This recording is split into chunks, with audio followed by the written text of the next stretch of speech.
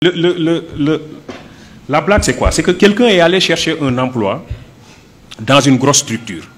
Il voulait être gardien, parce que lui n'est pas allé à l'école. Il voulait être gardien dans cette structure. Il s'est présenté au directeur des ressources humaines, qui lui dit, est-ce que tu as une adresse mail pour qu'on vous envoie le dossier à fournir? Le monsieur dit, j'ai pas d'adresse mail. On lui dit donc, tu ne peux pas être gardien chez nous, parce que ça c'est le minimum, il faut avoir une adresse mail. Le monsieur part et en rentrant, il voulait acheter une barre de cigarettes et il a vu qu'il n'avait pas de boutique sur toute la ruelle. Dit, ça c'est une idée pour moi, je vais commencer par une petite table et je vais vendre des barres de cigarettes. Il commence par cette affaire qui marche bien. Après, il vend des journaux. Après, des crédits téléphoniques. Après, il installe une boutique. Et après, il a un grand domaine commercial. Et un master en comptabilité est venu le voir pour être recruté dans son entreprise.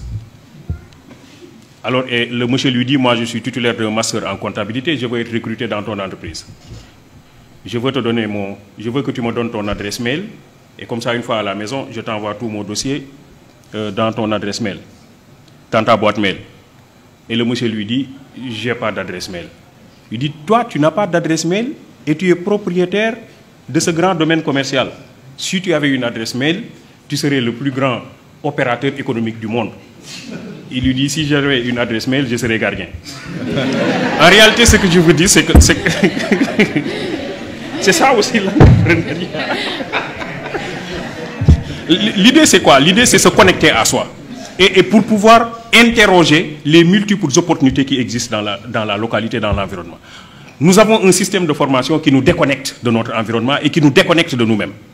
Parce que justement, l'école que nous avons héritée de la colonisation développe des curricula qui ne nous réconcilient pas toujours avec nous-mêmes.